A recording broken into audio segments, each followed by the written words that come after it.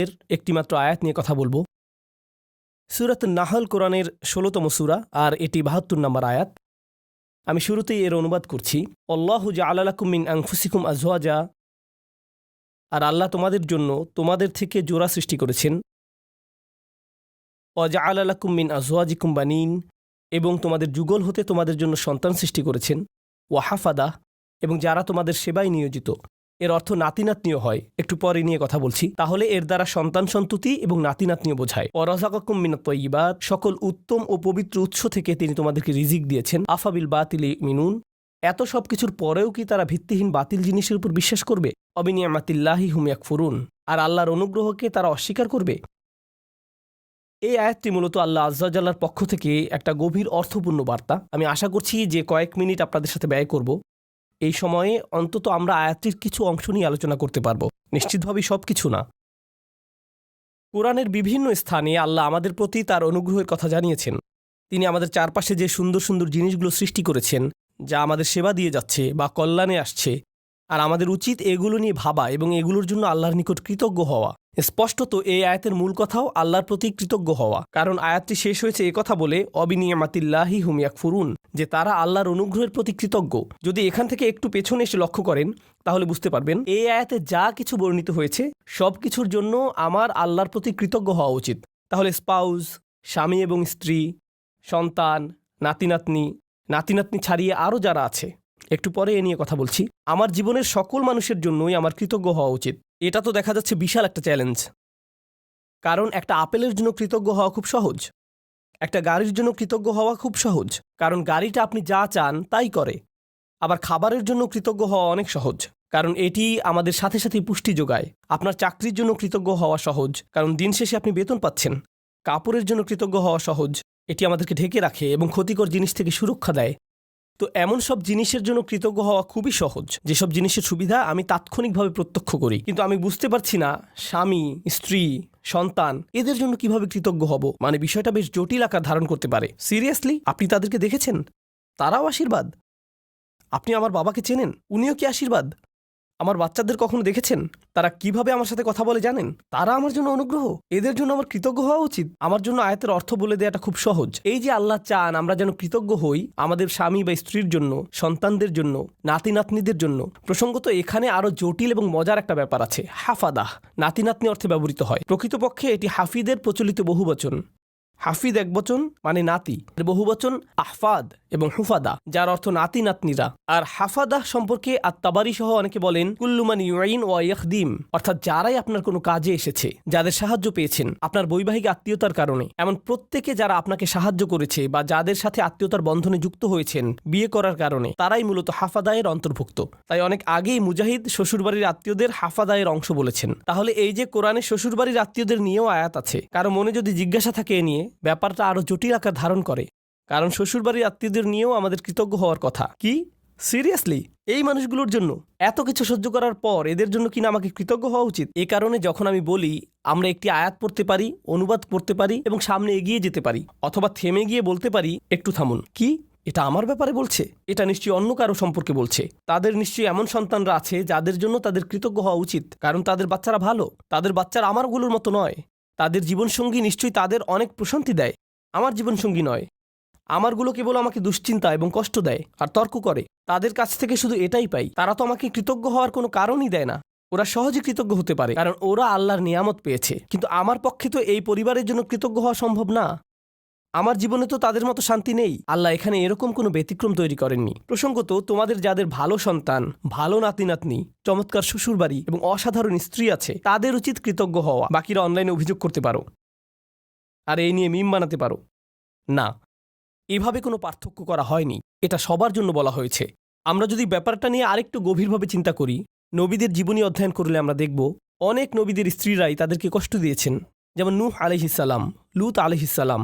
কিছু নবীদের সন্তানেরা তাদের কষ্ট দিয়েছেন, যেমন নূহ আলাইহিসসালাম, ইয়াকুব আলাইহিসসালাম। তাদের সন্তানেরা কষ্ট দিয়েছেন। ইব্রাহিম আলাইহিসসালাম আশঙ্কায় ছিলেন যে তার নাতিরা বা ভবিষ্যৎ প্রজন্ম শিরকে লিপ্ত হবে, আর এটাই সত্য হয়েছিল ইব্রাহিম আলাইহিসসালামের বংশধরদের নিকট থেকে। তো এগুলো সবই বাস্তবতা। আল্লাহর চাইতে বাস্তবতা সম্পর্কে বেশি কেউ জানে না। আর সেই রবই এই আয়াতের শেষে আমাদের কৃতজ্ঞতা প্রকাশ করতে বলেছেন। তাই আজকের খুতবায় প্রথমে আমি আপনাদের কাছে ধাঁধার মতো প্রায় ব্যাপারটা বর্ণনা করতে চাচ্ছি, কিভাবে আমরা এর সমাধান করব বা কিভাবে আমরা এর প্রকৃত অর্থ বুঝব। কারণ আল্লাহ আজ্জা ওয়া জাল্লা আমাদের আদেশ করছেন বা তিনি মূলত অভিযোগ করছেন যে আফালা ইয়াতাদাব্বারুনাল কুরআন আম আলা কুলুবিন আকফালুহা, তারা কি কোরআন নিয়ে গভীরভাবে চিন্তা করে না, নাকি তাদের অন্তরে নিজস্ব তালা পড়ে গেছে যে যদি আল্লাহ যা বলেছেন তা নিয়ে চিন্তা করতে অপারগতা জানাই এবং গভীরভাবে না ভাবি, তাহলে সম্ভবত আমার অন্তরে হয়তো এখনও কোনো তালা পড়ে আছে, হয়তো আমি মন দিয়ে বিষয়টা ভাবছি না, নিজের জীবনে এর বাস্তব প্রয়োগ ঘটাচ্ছি না, ফলে এর গভীর অর্থ আমি বুঝতে পারছি না। আমি দোয়া করছি আমরা তার আয়াত নিয়ে গভীরভাবে চিন্তা করার সময় তিনি যেন আমাদের সবার অন্তরের তালা খুলে দেন। এখন আসুন আমরা আবার আয়াতে ফিরে যাই, এর শেষাংশে একটু মনোযোগ দেই। তিনি বলেছেন আফা বিল বাতিলি মিনুন অবিনিয়ামাতিল্লাহি হুম ইয়াকফুরুন, তারা কি মিথ্যাই বিশ্বাস করবে? আশ্চর্যজনক একটা বাক্য, তারা কি মিথ্যাই বিশ্বাস করবে?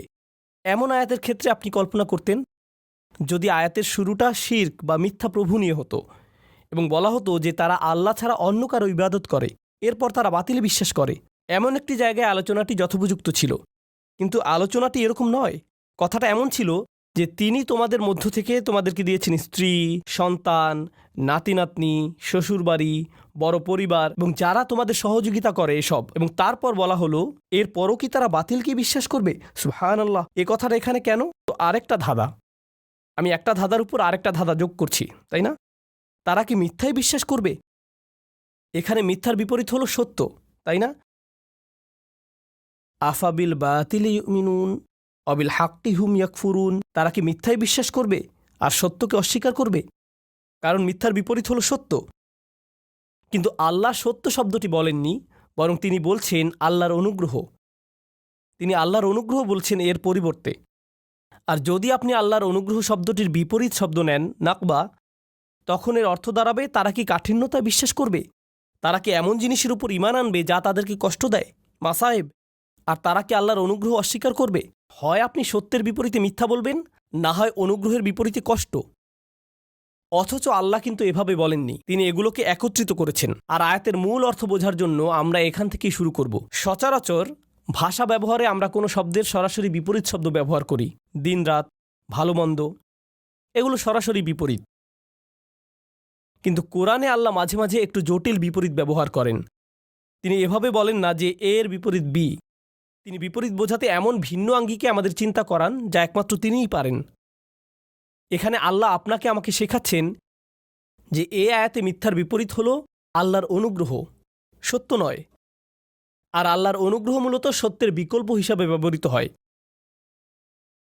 এই ধারণাটি খুবই শক্তিশালী। সত্যের আরবি হলো হক, আবার হক এর অর্থ উদ্দেশ্যপূর্ণ। তাই হক অর্থ কেবল সত্য নয়, উদ্দেশ্যপূর্ণও হয়। যেমন আল্লাহ বলেন খালাকাস সামাওয়াতি ওয়াল আরদা বিল হক, তিনি বিশেষ উদ্দেশ্যে আকাশসমূহ এবং পৃথিবী সৃষ্টি করেছেন। এখানে উদ্দেশ্য বোঝাতে কোন শব্দটি এসেছে? সত্য, হক। সুতরাং হক শব্দের দুইটি দিক আছে। তো আসুন এই আয়াতটি এই দৃষ্টিকোণ থেকে চিন্তা করি। এই যে আমার অবাধ্য সন্তানেরা, আমার ছেলে আমার সাথে তর্ক করে, আমার মেয়ে আমার সালামের জবাব দেয় না, আমার নাতিরা আমাকে ভুলে গেছে, আমার স্ত্রী আমাকে কেবল অসম্মান করে, আর অন্যদের কাছে আমার দুর্নাম করে বেড়ায়। আল্লাহ বলছেন তিনি এই সব কিছুই দেখছেন, আর আমি দেখি সমস্যা। কিন্তু আসলে এরকম জটিল সম্পর্কের মধ্যেও একটা নিয়ামত আছে, আর সেই নিয়ামত বা কল্যাণ তাদের কাছ থেকে আসছে না। এই কল্যাণ কেবলই আল্লাহর কাছ থেকে আসে। তাদের কাছ থেকে শুধু কষ্ট আসে, কিন্তু সেই কষ্টের পেছনে যে প্রজ্ঞা, যে কল্যাণ আছে, তা শুধুমাত্র আল্লাহর পক্ষ থেকেই আসে। তাই আল্লাহ বলেননি অবিনিয়ামাতি হুম ইয়াকফুরুন, তিনি বলেছেন অবিনিয়ামাতিল্লাহি হুম ইয়াকফুরুন। তিনি নিয়ামাকে তার নিজের সাথে সম্পৃক্ত করেছেন। তিনি নিয়ামতকে যুক্ত করেননি তাদের সাথে, করেছেন নিজের সাথে। তাই আমরা এখন গভীরভাবে চিন্তা শুরু করা উচিত। পরিবারের ভেতর যত ঝামেলাপূর্ণ কথাবার্তা হয়, যত ঝামেলাপূর্ণ পরিস্থিতি আমাকে মোকাবেলা করতে হয়, সবগুলো নিয়ে। তাই আমরা একটু পেছনে সরে এসে আমাদের দৃষ্টিভঙ্গি বদলাবো নিজেদের পরিবার নিয়ে। কারণ এই আয়াতটি আমাদের বৃহত্তর পরিবার সম্পর্কেই। মূলত বেশিরভাগ মানুষের ক্ষেত্রেই যদি জীবনের কিছু নিয়ে অভিযোগ করার থাকে, অর্থনৈতিক বা স্বাস্থ্যগত ব্যাপার ছাড়া যদি তাদের জীবনে কোনো মানুষ নিয়ে অভিযোগ করার থাকে, সেই মানুষটি সম্ভবত নিজ পরিবারের কেউ। জীবনের অধিকাংশ নাটকের অবস্থান এখানে। জীবনের সকল চাপের উৎপত্তি এখান থেকেই। ফোন আসলে ফোনের কাছে যাবার আগেই আপনি বলে ওঠেন আল্লাহ তার কল যেন না হয়। মনোবল শক্ত করে নিচ্ছেন আগে থেকেই। অথবা কোনো বিয়েতে বা অনুষ্ঠানে গিয়ে আপনি ভালো সময় কাটাচ্ছেন, হঠাৎ আপনার স্ত্রী আপনার দিকে তাকালো, বা আপনি তার দিকে তাকালেন।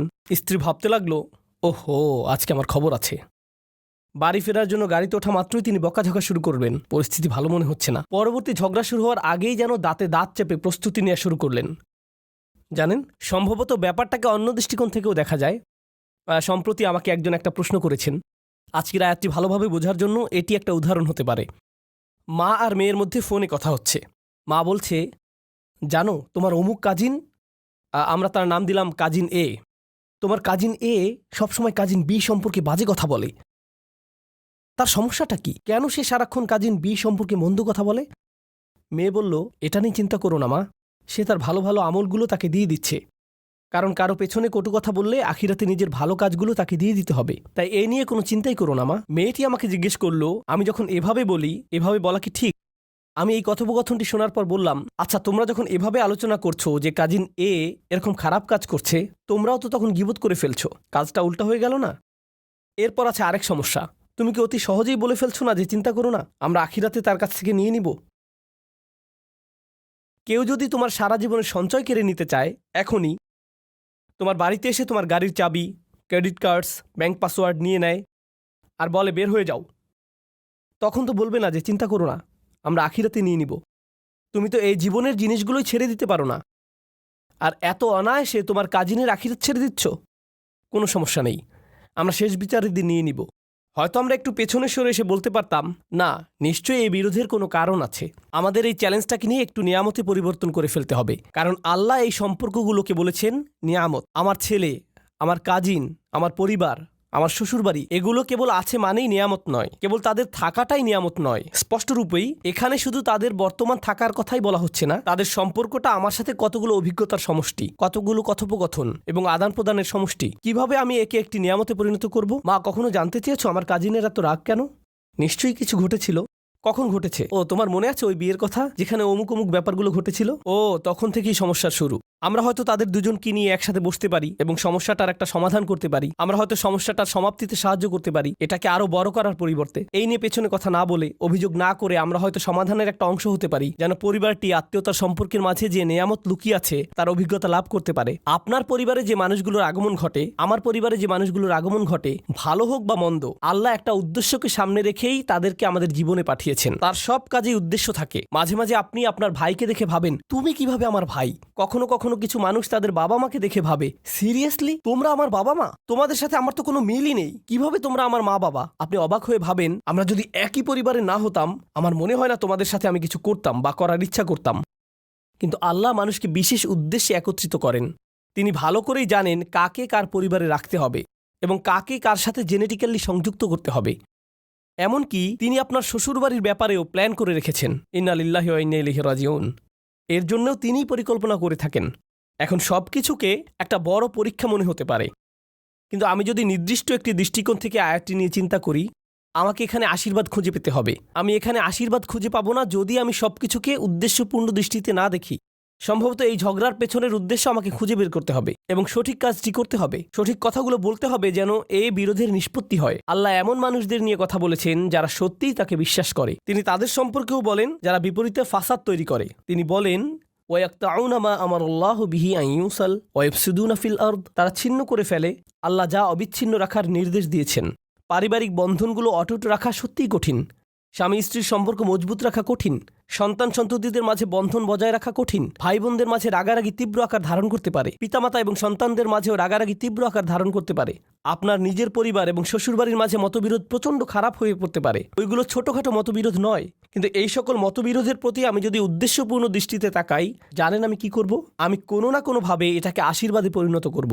আমি এই ঝগড়া সমাধানের একটা উপায় খুঁজে বের করব। আমি এই নিয়ে আলোচনা চালিয়ে যাওয়ার একটা উপায় খুঁজে বের করব।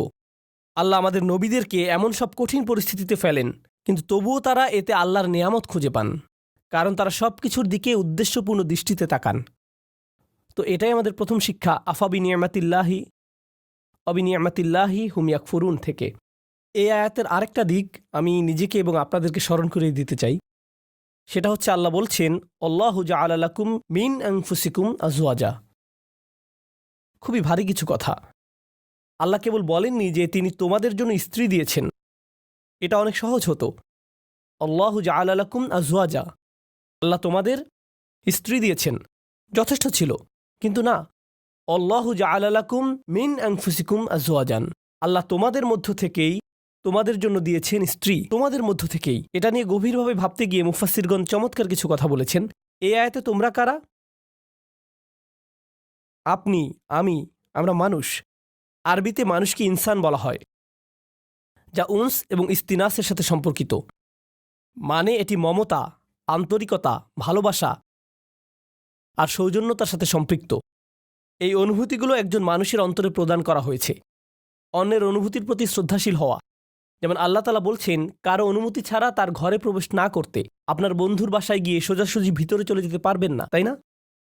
হাত্তা তাস্তানিসু, যতক্ষণ না অনুভব করেন যে আপনাকে আশা করা হচ্ছে। তো রাত ৩টার সময় বন্ধুর বাসায় এটা ভেবে যাওয়া উচিত নয় যে আমি এখন গেলেও সে কিছু মনে করবে না, আমি জাস্ট হেঁটে ঢুকে যাব। না, এভাবে সোজা ঢুকে যেতে পারবেন না। আর অস্বস্তিকর সময় যাওয়া উচিত না। আপনার অন্তত এই বুঝটা থাকা দরকার যে কখন যাওয়াটা উত্তম হবে। ইনসান অর্থাৎ মানুষ শব্দটি সরাসরি যত্ন, সৌজন্যতা এগুলোর সাথে সম্পৃক্ত। উনস এবং ইস্তিনাস, আল্লাহ বলেছেন তিনি আমাকে যে উপাদান থেকে সৃষ্টি করেছেন সেই একই উপাদান থেকে আমার স্ত্রীকেও সৃষ্টি করেছেন। তাই আমার যদি আবেগ অনুভূতি থেকে থাকে, ভাবনা থেকে থাকে, মতামত থেকে থাকে, তারও সেগুলো আছে। একজন স্ত্রীরও এভাবে ভাবা উচিত যে আমার যেমন আবেগ আছে, কিছু একটা যদি আমাকে বিরক্ত করে, কিছু জিনিস আমি ভালোবাসি, কিছু একটার প্রতি আমি আগ্রহী, তারও কিছু ব্যাপারে আগ্রহ আছে। আর এগুলো একই রকম হতে পারে না, কারণ আমরা একই রকম নই। ওমা খালাকাজ যাকারা ওয়াল উনসা ইন্না সা'য়াকুম লাশাত্তা, তিনি নারী পুরুষের মাঝে পার্থক্য সৃষ্টি করেছেন। একই সময়ে আমরা একে অপর থেকে ভিন্ন। আল্লাহ বলছেন যখন মিন আনফুসিকুম আজওয়াজান, এই শব্দগুলোর মাঝে সত্যিই খুব সুন্দর একটা ইশারা রয়েছে, চমৎকার একটা ইঙ্গিত রয়েছে এই শব্দগুলোর মাঝে। যেহেতু সে আমার থেকে এসেছে, আমাকে সেই অনুভূতিটি বোঝার চেষ্টা করতে হবে। যদি সে কষ্টদায়ক কিছু বলে, কোথা থেকে এর উৎপত্তি হলো, কোন অনুভূতি থেকে এই আচরণের উৎপত্তি হলো, কোন কারণে সে এটা বলল, সে খারাপ এজন্য এটা বলেনি, সে রকচটা এজন্য এটা বলেনি, এগুলো সহজ উত্তর, তাই না? সে অহংকারী তাই সে সব বলছে। সম্ভবত এর পেছনে যাকে আপনি অহংকারী বলছেন হয়তো তীব্র মনোবেদনা রয়েছে। আপনি আপনার মতো করে মনোকষ্টের সাথে ডিল করেন, আর সে তার মতো করে ভিন্ন একটি উপায়ে মনোকষ্টের মোকাবেলা করে। তার মনোবেদনাটা হয়তো কষ্টদায়ক শব্দের মাধ্যমে প্রকাশিত হয়, বা শব্দগুলো আপনার কাছে বেদনাদায়ক মনে হয়। যদি আমরা এই ইস্তিনাসের চর্চা করি, তাহলে আমাদের পারিবারিক সম্পর্কগুলোতে আপনি আপনার ছেলের আচরণকে অসম্মানজনক আচরণ হিসেবে দেখবেন না। আপনি দেখবেন এই অসম্মানজনক আচরণের পেছনে নিশ্চয়ই কোনো কারণ আছে যার সমাধান হওয়া জরুরি। একটা দেয়াল তৈরি হয়েছে যা আপনাকে ভাঙতে হবে আপনার ভালোবাসা এবং সহানুভূতির মাধ্যমে, আর আপনাকে এটা করতে হবে উদ্দেশ্যপূর্ণ উপায়ে। বৃহৎ উদ্দেশ্যটা মাথায় রাখতে হবে। আল্লাহ এই মানুষগুলোকে, যাদের তিনি একটি পারিবারিক সম্পর্কে একত্রিত করেছেন, তিনি চান তারা যেন সংঘবদ্ধ থাকে। আল্লাহ চান তারা যেন তাদের প্রতিবন্ধকতাগুলোকে অতিক্রম করে। আল্লাহু জাআলা লাকুম মিন আনফুসিকুম আজওয়াজান ওয়া জাআলা লাকুম মিন আজওয়াজিকুম বানিনা ওয়া হাফাদা। এই আয়াতগুলোর আরো চমৎকার একটা দিক হলো আল্লাহ তোমাদের দিয়েছেন সন্তান সন্ততি, আল্লাহ তোমাদের দিয়েছেন শ্বশুরবাড়ির আত্মীয় স্বজন, নাতি নাতনি, অন্য মানুষেরা যারা তোমাকে সাহায্য করবে, তোমার উপকারে আসবে। আল্লাহ আযজা ওয়া জাল্লা বলছেন সব শুরু হয়েছে আজওয়াজ থেকে, অর্থাৎ আপনি বিয়ে করেন, আর যখন বিয়ে করেন তখন অন্য একটি পরিবারের সাথে সম্বন্ধযুক্ত হন। যেহেতু আরেকটি পরিবারের সাথে আপনি এখন সম্পর্কের বন্ধনে আবদ্ধ, একদিন হয়তো চাকরি হারিয়ে ফেললেন বা অন্য কোনো বিপদে পড়লেন, সে সময় হয়তো আপনার স্ত্রীর খালাতো ভাইয়ের এক বন্ধু আপনার বিশাল এক উপকার করলো। জানেন, এই যে সম্পর্কগুলো তৈরি হয়েছে, যেগুলোর মাধ্যমে আল্লাহ আপনাকে সাহায্য করেন, রিজিক প্রদান করেন, এমন সব উপায়ে যা ছিল অকল্পনীয় শুধু ওই আত্মীয়তার কারণে, কারণ ওই আত্মীয়তার মাধ্যমে কানেকশন তৈরি হয়েছিল। তো আল্লাহ আমাদের বলছেন এই সম্পর্কগুলোর দিকেও তাকাও। মানুষের সাথে যে সম্পর্কগুলো তোমাদের আছে আর তোমাদের জীবনে ওই সম্পর্কগুলোর প্রভাব, এগুলো সবই আল্লাহর প্ল্যান। তিনি এগুলো প্রদান করেছেন। যে মানুষগুলো আমার জীবনে এসেছে তিনিই সেগুলো প্রদান করেছেন। এর মানে এটা নয় যে সবাই সবসময় কাজে আসবে, এর মানে এটা নয় যে সবাই খুবই ভালো, কিন্তু এর মানে এটা যে আমাদেরকে সবকিছুর দিকে উদ্দেশ্যপূর্ণ দৃষ্টিতে তাকাতে হবে। এই উদ্দেশ্যটা সবার আগে মাথায় রাখতে হবে। এখন খুতবার শেষ অংশে আমি এই ধাঁধাটার কথা বলবো যা পুরোপুরি এখনো সমাধান করিনি। আফাবিল বাতিল ইউমিনুন, তারা কি মিথ্যাতে বিশ্বাস করতে থাকবে? এখানে এমনকি মিথ্যার কথা বলা হচ্ছে কেন? এই আয়াতটি হওয়ার কথা কৃতজ্ঞতা এবং অকৃতজ্ঞতা নিয়ে, কিন্তু আল্লাহ একে ঈমান এবং অবিশ্বাসের বিষয় বানিয়ে ফেললেন। ব্যাপারটা কৌতূহল জাগ্রত করে। তাহলে আমরা এখান থেকে কি শিখব? মূলত এখান থেকে আমরা শিখব আমার ঈমান, আমার বিশ্বাস সরাসরি এই ব্যাপারটার সাথে সম্পৃক্ত যে আমি কতটুকু কৃতজ্ঞ। আমি যত বেশি কৃতজ্ঞ আমার ঈমান ততই মজবুত। আমি যত কম কৃতজ্ঞ আমার ঈমান ততই দুর্বল। আমি যদি অসত্য ব্যাপারগুলোর প্রতি বেশি গুরুত্ব প্রদান করি, এখানে বাতিল মানে আমি আমার পরিবারের দিকে তাকালে সমস্যা ছাড়া কিছুই দেখি না। আমি শুধু দেখি এই মানুষগুলোর কারণে আমার জীবন এতটা কঠিন, তারা এটা করেছিল, সেটা করেছিল, অমুক তমুক করেছিল। আপনার মাথায় সবসময় তাদের বিরুদ্ধে অভিযোগের তালিকা ঘুরতে থাকে, যেন আপনার মাথায় এর বসবাস সর্বদা। কল্পনায় বারবার ঝগড়ার সময়টাতে ফিরে যান। আমার এখনো মনে আছে তুমি কি কি করেছিলে, আমার এখনো মনে আছে তুমি কি বলেছিলে। তাদেরকে আপনি ওই ঘটনাগুলোর আলোকেই বিচার করেন। এখন আপনি তাদের দেখেন আপনার সমস্ত কষ্টের মূল হিসেবে। তারা এখন এতটুকুতেই সীমাবদ্ধ হয়ে গেল। এটাই হলো বাতিল।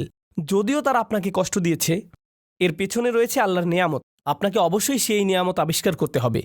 যদি তাদেরকে আপনার জীবনের অভিসম্পাদে সীমিত করে ফেলেন, যদি তাদেরকে জঘন্য মানুষে বা কষ্ট দেয়া মানুষে সীমিত করে ফেলেন, তারা মানুষ, তারা শয়তান নয়। কেউই ফেরেশতা নয় এবং কেউই শয়তান নয়। আল্লাহ ফেরেশতা এবং শয়তান সৃষ্টি করেছেন, তারা ভিন্ন ধরনের প্রজাতি। আমরা মানুষ। এর মানে কি জানেন? আমরা কখনো ফেরেশতার মতো ভালো কাজ করি, আবার আমরা কখনো শয়তানের মতো মন্দ কাজ করি। আমরা মানুষ, তাই কারো ভালো কিছু দেখে আপনি কখনো বলতে পারেন না এই মানুষটা শুধু ভালো কাজ করে। একইভাবে কারো মন্দ কিছু দেখে আপনি বলতে পারেন না এই মানুষটা শুধু মন্দ কাজ করে। এখন আমরা মানুষকে সীমিত করে ফেলি, বিশেষ করে আমাদের পরিবারে শুধু তাদের ভুল ত্রুটিতে সংকুচিত করে ফেলি, আর শুধু ওই ভুলগুলো দিয়ে তাদের বিচার করি। তখন আমরা একটি মিথ্যা বাতিল ভাবমূর্তি তৈরি করি তাদের সম্পর্কে। এর মাধ্যমে আমরা আসলে আল্লাহর একটা নেয়ামতকে অস্বীকার করছি। আপনি তাদের মাঝে ভালোটা লক্ষ্য করছেন না, কৃত ভুলগুলো কাটিয়ে উঠে ভালো হওয়ার সম্ভাবনাটা আপনি লক্ষ্য করছেন না। মানুষের পরিবর্তন সম্ভব, মানুষের উন্নতি সম্ভব, তাদের বিকাশ সম্ভব, কিন্তু আপনি বাতিলে বিশ্বাস করা শুরু করলেন। আর আল্লাহ এই ধরনের বাতিলের বিশ্বাসটাকে এই আয়াতে তুলে ধরেছেন। সুবহানাল্লাহ, কি অবিশ্বাস্য ছোট্ট একটি আয়াত, কিন্তু এটি পাল্টে দিয়েছে যেভাবে আমি নিজেকে দেখি, এবং এটি পাল্টে দিয়েছে যেভাবে আমি অন্যদেরকে দেখি। আমি এখন আর এই ধরনের কথাবার্তা সহ্য করতে পারি না। ও তোমার অমুক আঙ্কেল, ওনার কখনো পরিবর্তন হবে না। তোমার চাচাতো বোন, সে সবসময় এমনই থাকবে। এই মানুষগুলো আমি জানি, তুমি জানো না। আমার বাবা, ওনার ব্যাপারে আশা করে কোনো লাভ নেই, একেবারে আশাহীন। কাউকে এভাবে আশাহীন বলার আমরা কে? কারো ভবিষ্যৎ নির্ধারণ করার আমরা কে? আফাবিল বাতিলি মিনুন অবিনিয়ামাতিল্লাহি হুম ইয়াকফুরুন। আল্লাহ আজ্জা জাল্লাহ আমাদেরকে সত্যিকারের মমতা দান করুন এবং কৃতজ্ঞতা দান করুন যে পরিবার তিনি আমাদের দান করেছেন তার জন্য। আল্লাহ আজ্জা জাল্লাহ আপনাকে দান করুন প্রজ্ঞা, শক্তিমত্তা এবং হেদায়েত, যেন পরিবারের ভেতরের চ্যালেঞ্জগুলো কাটিয়ে উঠতে পারেন, যেন ব্যাপারগুলো নিয়ে অর্থপূর্ণ গভীর আলোচনা করতে পারেন উদ্দেশ্যপূর্ণ উপায়ে আপনার পরিবারের সাথে। সবসময় যেন মনে রাখতে পারেন এই সকল চ্যালেঞ্জের পেছনে উদ্দেশ্য আছে। হয়তো বাহ্যিক দৃষ্টিতে কঠিন মনে হতে পারে, কিন্তু এর পেছনে আছে আল্লাহর নেয়ামত।